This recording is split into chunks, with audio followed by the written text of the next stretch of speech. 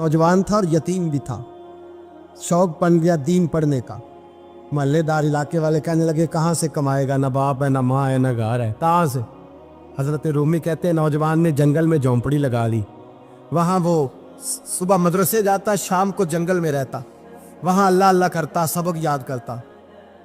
एक दिन बादशाह की बेटी रास्ता भूल गई, जंगल में आई सहेलियों के साथ, बॉडीगार्ड भी साथ थे पर रास्ता भूल गई। खोती खोती शाम हो गई, ऐसी खोई कि जब रात गहरी हो गई तो आके उस नौजवान के पास रुकी और चिल्लाने लगी। शेर के दहाड़ने की आवाज़ आती है, भेड़िए के बोलने की आवाज़ आती है। नौजवान अकेला, सहेलियाँ बिछड़ गई, गार्ड बिछड़ गए। कहने लगी मैं परेशान हूँ, मुझे जगह मिल जाएगी। नौजवान कहता मैंने शहजादी देखी और मुझे भी पता था कि घर एक ही है और आग को अंदर से दरवाज़ा भी बंद करना पड़ता है, जंगल जानवर भी आ जाते हैं। कहते मेरी छोटी सी कुटिया में, झोंपड़ी में वो आई, रो के कहने लगी सहारा कोई नहीं, अगर मैं पीछे निकलूंगी तो भेड़िए खा जाएगा। कहते मैंने उसे जगह दे दी। अकेली औरत, चिराग जल रहा है, सबक याद कर रहा हूँ। मेरे नबी पाक ने फरमाया जहाँ मर्द औरत अकेले हो तीसरा शैतान होता है। और शहजादी, वो बच्चा कहता है सबक याद करता रहा सारी रात। वो बच्ची को कहा सो जा, पर वो कहती है नींद मुझे भी कहाँ आई। ऐसे मौक़ों पर नींद, सारी रात सबक याद करता। थोड़ी थोड़ी देर के बाद चिराग जलता तो उस पर उंगली रखता, हाथ जलता तो पीछे खींचने, फिर दूसरी उंगली रखता, थोड़ी देर के बाद जलता तो खींचने, हाथ सारा जल गया। सुबह किरणें चमकी तो कहने लगा चल निकल जा, दौड़ जा, बस बड़ा सब्र का इम्तिहान हो गया, चली जा। शहजादी बाहर निकली, सिपाही ढूंढ रहे थे। बादशाह खुद जंगल में निकला हुआ था, मेरी बेटी मिल गई। बादशाह तन्हाई में जाके कहने लगा बेटा मैं दुनिया को बताऊंगा कि मेरी बेटी खोई नहीं थी, सिपाही साथ ही थे। ये बड़ा मुश्किल होता है, बेटी तो भूल के भी रात कहीं रह पड़े तो लोग जीने नहीं देते, तो बेटा मुश्किल हो जाएगा मेरे लिए। कहाँ थी? उसने कहा नेक नौजवान के पास। उसने कहा बेटा मैं तो तेरी बात मानूंगा पर दुनिया नहीं मानेगी। अगर उस नौजवान ने किसी को बता दिया कि तू उसके पास थी तो फिर लोग मेरा जीना मुहाल कर देंगे। बेटा मैं मर जाऊंगा, मेरी मजबूरी ये है कि वो कहीं राज ना उगल दे वो नौजवान, उसे कत्ल करना पड़ेगा। औरत ने मिन्नतें की, उस बेटी ने कहा मेरे मौसम को मारोगे, रोई। और वो कहने लगा मैं बादशाह, वो मेरा अपना वकार है, मैं उसको छोड़ नहीं सकता। गिरफ्तार कर लाए सिपाही। वक़्त तय हो गया सजा का। अकेले कारकोशरी में रखा गया, जो उसके खास एतबार वाले थे उनकी ड्यूटी लगाई। बादशाह ने बुलाया, पहले बिलम आया।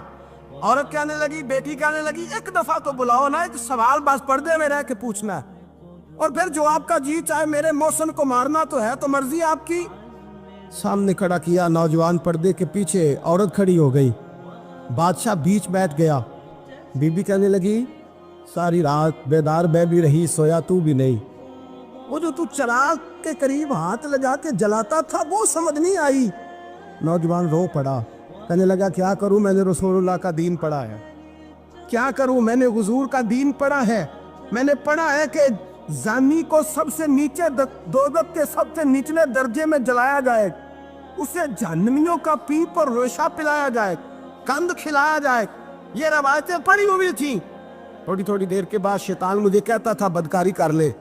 मैं अपना हाथ उसी वक्त जब शैतान मशवरा देता तो मैं आग पे करता। मैं कहता अगर ये बर्दाश्त हो गई तो वो भी हो जाए। जब हाथ जलता तो मैं समझ जाता नहीं तुझसे तो ये नहीं बर्दाश्त होती तो वो कैसे हो। फिर मुझे शैतान मशवरा देता कोई देख नहीं रहा, तो बुलाने नहीं गया, खुद आई, मैं दूसरी उंगली लगा देता। मैंने हाथ जलाया और मैं समझ गया जब छोटे से चिराग की इतनी सी शमा की आग नहीं बर्दाश्त होती तो दोज़ख कैसे बर्दाश्त होगी। कहता मैं बाज आया। बादशाह ने ये कहानी सुनी, लफ्ज सुने तो चीख मार के रोया। कहने लगा तालिब इल्म, तू तो मेरे नबी का सच्चा गुलाम है और मेरे रसूल के जो सच्चे गुलाम होते हैं उन्हें फांसियां नहीं दी जाती, उन्हें तख्त पर बिठाया जाता है। अब तुझे सजा नहीं होगी बल्कि मैं अपनी बेटी का निकाह तेरे साथ करूंगा और मेरे बाद इस सल्तनत का बादशाह भी तू ही बनेगा। अब वो नौजवान वहां नारे लगा रहा है, कहता लोगों तुम मुझे कहते थे दीन से क्या मिलता है, दीन से तो अल्लाह तख्त व ताज भी अता फरमा देता है। अगर नौजवान शर्मो हया वाले बन के रहे अल्लाह सारी इज्जतें दे देगा। देखे ना अल्लाह के फजल से इज्जत मिलती है और जब कोई इज्जतदारों जैसा काम ही ना करे। एक बात और अर्ज करनी है पर वक्त थोड़ा रह गया। जवानों, मैं ना जब कभी परेशान होता हूँ ना तो मैं ये वाली बात खोल के पढ़ता हूँ वाला, ये बात ढारस बनाती है। ढारस توانائی دیتی ہے, پورا مضمون باندھا ہے. اعلیٰ حضرت کہتے ہیں بہروپیہ تھا, مداری, روپ بدل بدل کے دکھایا کرتا تھا, بادشاہوں سے انعام لیتا تھا. ایک دن اورنگزیب عالمگیر کے پاس آ گیا, کہنے لگا میں روپ بدلوں گا, اگر آپ پہچان نہ سکے تو میں انعام لوں گا. آپ نے فرمایا میں کوئی ایسے ویسا بادشاہ نہیں, کہا مجھے دھوکہ دینا مشکل ہے. کہا نہیں میں روپ بدلوں گا. حضرت اورنگزیب عالمگیر بڑے نیک بادشاہ گزرے, بڑے پرہیزگار. وہ بہروپیہ کہنے لگا میں روپ بدلوں گا, آپ نہیں پہچان سکیں گے. فرمایا چل جتنا تیرے اندر زور ہے لگا لے. حضرت نے اعلان کیا کہ میں نے فوجی بھرتی کر دے, 2 ماہ کے بعد ٹیسٹ ہوگا. وہ 2 مہینے دوڑتا رہا, رنگ روپ بناتا رہا, آیا ٹیسٹ دینے, 2-3 سپاہیوں کا امتحان لیا. اس کی باری آئی تو 10 روپے دیے, کہنے لگے تیرے آنے جانے کا کرایہ میں نے تجھے پہچان لیا ہے. کچھ دنوں کے بعد جانے لگے سفر پر, تو بھکاری آ گئے خیرات مانگنے. اس نے بھی سارے منہ پر سیاہی مال لی, کپڑے پھاڑ لیے, سر کے بال مڈا لیے, پگے تک کٹا لی, بدرنگ ہو کے آیا. کاسا آگے کیا تو حضرت نے 10 روپے ڈالے, کہنے لگے تیرے آنے جانے کا کرایہ میں نے پہچان لیا ہے. کچھ دن گزرے تو ٹیچر کی ضرورت تھی. اس نے مونچھیں بڑی کر لی, داڑھی نکلی لگا لی, سر پہ جنا کیپ پہن لی, ایک شیروانی لے لی اور ہاتھ میں چھڑی پکڑ کے آیا. کہنے لگا میں استاد ہوں, 2-4 بندوں کا امتحان لیا, اس کی باری آئی تو 5 روپے دیے, 10 روپے دیے, کہا تیرا کرایہ میں نے پہچان لیا. 2 سال گزر گئے. وہ جب بھی آتا حضرت پہچان لیتے. ایک دن سفر پہ جا رہے تھے, بہت بڑا لشکر تھا, جہاد کرنے جا رہے تھے اورنگزیب عالمگیر. تو دیکھا ایک پہاڑی ہے, پہاڑی پہ لوگ جا بھی رہے ہیں آ بھی رہے. اورنگزیب عالمگیر پوچھنے لگے یہاں کیا ہے؟ کہنے لگے بابا جی بیٹھے ہیں دعا کرتے ہیں, اللہ کے نیک بندے ہیں. اورنگزیب کہنے لگے یار پرانے لوگ سارے ہی اللہ والوں کو مانتے, یہ بھی مصیبت آئی ہے جتنی نہیں آئی ہے, سارے لوگ ہی مانتے. کہنے لگے ذرا میں دعا نہ کرا لوں, بچے کام جا رہا ہوں. اورنگزیب بادشاہ تھے, بادشاہ لوگ نازک مزاج ہوتے ہیں. گھوڑے سے اترے, بڑی مشکل سے پہاڑی پہ چڑھے, اوپر گئے تو لائن لگی ہے, بابا جی غار میں بیٹھے. کہنے لگے میں نے ملنا, میں اورنگزیب ہوں. انہوں نے کہا ہمارا بابا اس طرح کا پیر نہیں کہ امیر آئے تو رنگ اور ہو, غریب آئے تو اور ہو, یہاں اگر ملنا ہے تو لائن میں لگ جاؤ, سب ایک جیسے. اب لائن میں کھڑے ہو گئے, 50 آدمی آگے تھے, کہتے ہیں 51واں نمبر تھا. تھک گیا دھوپ میں کھڑا کھڑا. جب میں پہنچا غار کے دہانے تو میں نے بابا جی کے چہرے پہ نظر ڈالی تو بڑا نورانی چہرہ, بڑی خوبصورت لب و لہجہ. میں نے کہا میرے جیسا آدمی بھی پگڑی باندھ لے تو اچھا لگنے لگ جاتا ہے, بڑا خوبصورت انداز. کہتے ہیں میں ان کے پاس اتحیات کی حالت میں بیٹھ گیا. میں نے کہا حضور میں جا رہا ہوں جہاد کرنے, دعا کرنا. بزرگوں نے ہاتھ اٹھائے, اللہ اس کی مدد فرما, دین کو غلبہ عطا فرما, اسے دین کا سچا پکا سپاہی بنا. پھر تھپکی دی, 2-4 نصیحتیں نکال ڈالی, دیکھنا ظلم نہ کرنا, زیادتی نہ کرنا, جب تم جیت کر نہ کرنا, غرور نہ کرنا, نصیحتیں بھی کر دی. کہتے ہیں اب جب میں اٹھا تو 2-4 دینار بطور نذرانہ مسلح کے نیچے رکھے, اور الٹے قدم جب میں غار سے اترا انہوں نے رومال جھاڑا اور اٹھ کے کھڑے ہو گئے. کہنے لگے آج نہیں تو نے پہچانا, آج نہیں تو نے پہچانا, میرا انعام بنتا ہے, آج نہیں پہچانا, لا پیسے. اورنگزیب کہنے لگا یار تو نے حد کر دی, کہاں چڑھا کہاں کھڑا رہا, دھوپ میں تھک گیا, کمال کر دی بھائی تو نے. پتا تو کیا لے گا, اب تو جلدی بتا, وہ کتنے لوگ پیچھے دھوپ میں کھڑے ہیں, لشکر سارا کھڑا ہے, کیا لے گا؟ اس نے کہا سب سے قیمتی ہیرے وہ ہے جو تیرے سر کے تاج میں لگے ہوئے, مجھے تیرا تاج چاہیے. او بھائیو سننا اور یاد رکھنا, میرے اعلیٰ حضرت کہتے ہیں بادشاہ نے سر کے اوپر سے تاج اتارا, بہروپیے کے قدموں میں رکھا اور کہنے لگے یہ لے, اور یہ تو تیرا مانگنے پر میں نے دیا ہے نا, میں واپس آتا ہوں تو آنا میں اپنی مرضی سے بھی تجھے دوں گا. تو نے اورنگزیب جیسے بندے کو دھوکہ دیا, آنا میں اس وقت بھی دوں گا. وہ دے کر بس بات ختم ہو گئی, حد ہو گئی. دے کر کہتے ہیں جب میں پلٹا نا واپس, بہروپیے نے آواز دی بادشاہ ٹھہر جا. تو میں نے پلٹ کے دیکھا تو کہنے لگے یہ اپنا تاج لے جا, اٹھا اور لے جا. میں نے کہا 2 سال بیت گئے تجھے محنت کرتے, آج قابو آیا تو لے جاؤ. کہنے لگا لے جا, مسئلہ سمجھ میں آ گیا. میں نے کہا مجھے بھی تو سمجھانا. کہتے ہیں وہ پھوٹ پھوٹ کے رویا, اس کی آنکھیں برس پڑی, سیلاب کی طرح آنسو بہہ نکلے, تڑپا اور رو کے کہنے لگا بادشاہ میں نے جھوٹ موٹ رسول اللہ کی غلامی اختیار کی تھی, جھوٹ موٹ کی داڑھی, جھوٹ موٹ کی پگڑی, جھوٹ موٹ کا فقر, میں نے جھوٹ موٹ نبی پاک کا لباس پہنا ہے, تو تیرے جیسے بادشاہوں کے تاج میرے قدموں میں آ گئے ہیں. अगर मैं सचमुच रसूलुल्लाह का गुलाम बनूंगा तो अल्लाह क्या कुछ अता फरमाए, अल्लाह कितनी नेमतों से नवाजे। मेरे आला क्या फरमाते हैं, आला हज़रत फरमाते हैं फरिश्ते भी करते हैं ताज़ीम मेरी। कौन जी? अल्लाह। ऐसा अकीदा भी कम मिलेगा जो बरेली के इमाम का अकीदा है, ऐसा भी कम। कहते हैं फरिश्ते भी करते हैं ताज़ीम मेरी। क्यों? फरमाने लगे फिदा हो के उन पर ये इज्जत मिली। बगदाद के एक दरवेश आलिम थे, तो वो जब भी नमाज पढ़ाते ना तो किसी ताजर की 2 बीवियों के बारे में दुआ मांगते। तवज्जो है मेरी बात पर? नमाज पढ़ाते तो कहते अल्लाह उस ताजर की 2 बीवियों को अपनी ख़ास रहमतें अता फरमा। एक दिन लोग उनके गिर्द इकट्ठे हो गए, कहने लगे बाबा जी बताएं तो सही वो बीवियाँ कौन थी जिनके लिए आप दुआ मांगते? तो फरमाने लगे मेरे शहर का एक ताजर था, बहुत बड़ा ताजर था, मालदार था पर बे औलाद था। उसे बगदाद से मुल्क शाम जाना पड़ता था तिजारत करने, और कई कई महीने उसे शाम के मुल्क में रहना पड़ता था। उसने इस तरह किया कि वहाँ भी एक शादी कर ली। तो जो है ना मेरी बात पर, क्या कर लिया उसने? दूसरी शादी करना मर्द के लिए जायज़ है, तीसरी करना भी, चौथी करना भी भैया के वक्त, मगर अगर इंसाफ कर सके तो। अगर चारों में हम ना आधा मसला सुनते हैं और आधा ही बयान करते हैं, अगर इंसाफ ना कर सके फिर उसके लिए 4 जायज़, फिर वो एक ही रखेगा। तो अजीज़ दोस्त, दूसरा निकाह कर लिया, शादी हो गई। अब वो वहाँ कुछ ज़्यादा वक्त गुजारने लगा, मालदार आदमी था, बीवी को मकान भी लेके दे दिया। अब वो जरा देर से आता वापिस, और जब आता भी तो उसके वो वाले अंदाज ना होते जो पहले हुआ करते थे। अब बीवी से बड़ा जासूस भी कोई नहीं होता, उसको तो पहले ही पता चल जाता है कि माजरा क्या है, उसे बड़ी खबर होती है। तो उसने महसूस कर लिया कि बदले बदले से मेरी सरकार नज़र आते। वो कहने लगी अब के जब आता जाता है तो इसके हालात कुछ बदले बदले से हैं, माहौल कुछ और है। उसने एक बूढ़ा आदमी जो उसका अजीज़ भी था और समझदार भी था उसको तैयार किया। कहने लगी अब के जब मुल्क के शाम जाए ना तो इसका पीछा करना और ख़बर करना कि कहाँ रहता है, कहाँ जाता है, क्या करता है। वो बूढ़े बुजुर्ग जो थे वो खातून के कहने पर कुछ उसने किराया भी दिया।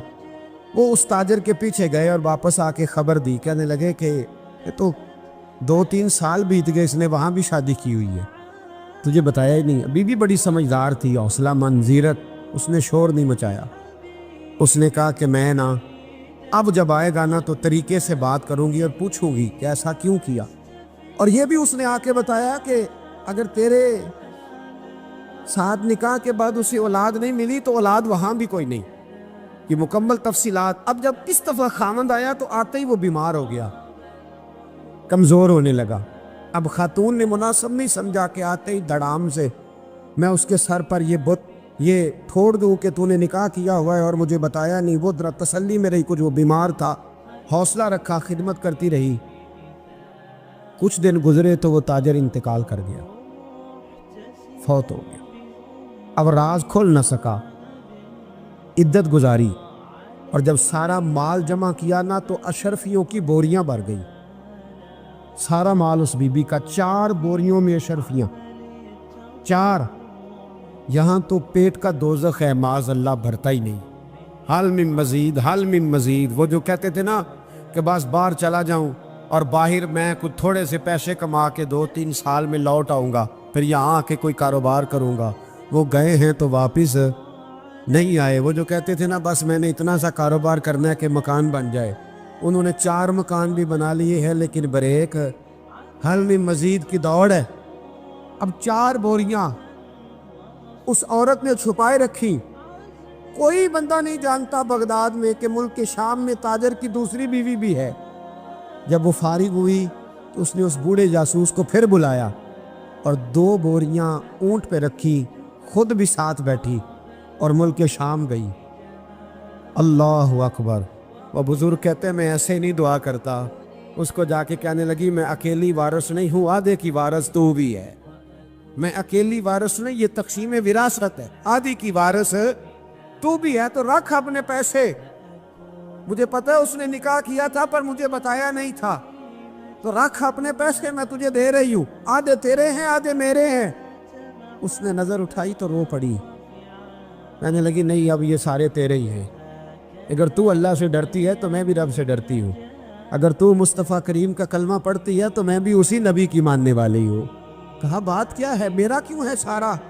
تو وہ خاتون کہنے لگی وہ 2 سال 3 سال سے میرے ساتھ نکاح تھا اور اس نے بتایا تھا مجھے کہ میری بیوی بھی ہے، اور میں غریب تھی تو میرے والدین کو بھی بتایا تھا کہ میری دوسری شادی ہے۔ یہ مکان اس نے مجھے لے کے دیا تھا، میرے تمام اخراجات وہ پورے کرتا تھا، نان و نفقہ کا خیال رکھتا تھا، لیکن اب کہ جب وہ آیا تو وہ بیمار تھا۔ اس نے مجھے بتایا کہ مجھے طبیب نے بتایا ہے کہ میں شدید بیمار ہوں، شاید بچ نہ سکوں۔ تو کہنے لگی وہ مجھے کئی لاکھ روپے بھی دے گیا اور جاتے دفعہ مجھے طلاق بھی دے گیا، فارغ کر گیا۔ کہنے لگا تو جہاں چاہے میرے بعد نکاح کر سکتی ہے، اور کہنے لگا میں چاہتا تھا پہلی بیوی کو بتا دوں، موقع نہیں بنا اور اس کا دل نہ ٹوٹے، بتا نہیں پایا، لہذا وہ مجھے ڈھیر سارے پیسے دے چکا ہے، سارا میرا حصہ مجھے پہلے سے دے چکا ہے۔ میری بہن اب یہ 4 بوریوں میں سے 2 میری نہیں بلکہ 4 کی 4 ہی تیری ہے، تو ہی اس کی حقدار ہے۔ تو بزرگ کہتے ہیں مجھے بتاؤ جن کے اندر اس قسم کے تقوی کی جھلک ہو ان کے لیے ہر نماز کے بعد دعا مانگنی چاہیے کہ نہیں مانگنی چاہیے؟ حضرت عمر کے زمانے میں ایک نوجوان تھا، نیک تھا، مسجد جایا کرتا تھا رات کو۔ تو مسجد جا رہا تھا تو رستے میں ایک عورت نے دعوت گناہ دی، ابن عساکر نے اس کو لکھا ہے۔ تو نوجوان تھا، خواہشات تھی، کچھ طبیعت مائل ہو گئی، ابھی ادھر جا ہی رہا تھا کہ کسی نے آیت پڑھ دی والی من خاف مقام ربی جنتان، جو رب کے سامنے کھڑے ہونے سے ڈرے گا اللہ 2 جنتیں دے گا۔ واقعی ڈر گیا، وہ واقعی ڈر گیا، اتنا ڈرا کہ بے ہوش ہو کے گر پڑا۔ بیماری سے لوگ بے ہوش ہوتے ہیں، پیسے ڈوب گئے بے ہوش ہوتے ہیں، بچے کے غم میں بے ہوش ہوتے ہیں۔ سچ بتاؤ کبھی خوف خدا سے بھی بے ہوش ہوتا کوئی دیکھا ہے؟ ہمارے ہاں تو روز مرہ ہی نہیں ہے بھائی، اور بڑی باتیں ہیں بے ہوش ہونے کی، ڈرنے کی، غش کھانے کی۔ بے ہوش ہو کے گر پڑا، بوڑھے باپ کو کسی نے بتایا بچہ بے ہوش پڑا ہے، اٹھا کے گھر لائے، گھر لا کے کہا بیٹا کیا ہوا؟ نوجوان ہے، چڑھتی جوانی ہے پر پاکیزہ بڑی ہے۔ کہنے لگا ابا جی گناہ کی طرف چلا گیا تھا پر میں نے آیت سن لی جو اللہ کے سامنے کھڑے ہونے سے ڈرے گا رب 2 جنتیں دے گا، میں ڈر گیا تھا، رب واقعی 2 جنتیں دے گا۔ باپ رو پڑے، ابا جی کی آنکھوں میں آنسو آئے اور کہا پتر اللہ بڑا مہربان ہے، اس کے بعد سچے ہیں، واقعی 2 جنتیں دے گا۔ اس نے پھر ایک چیخ ماری اور اس طرح کی ماری کہ اس کی روح ہی پرواز کر گئی، روح ہی پرواز کر گئی۔ کشتگان خنجر تسلیم را، عشق کی خنجر سے قتل ہو گئے لوگ۔ صبح حضرت عمر کو پتہ چلا کہ انہوں نے تو رات جنازہ بھی پڑھ دیا، تدفین بھی کر دی۔ جناب عمر فرمانے لگے اتنا نیک نوجوان خوف خدا سے دنیا سے چلا گیا، مجھے کیوں نہیں بلایا میں جنازہ پڑھتا؟ فاروق اعظم فرما رہے ہیں میرا شوق تھا میں اس کا جنازہ پڑھتا۔ کہ حضور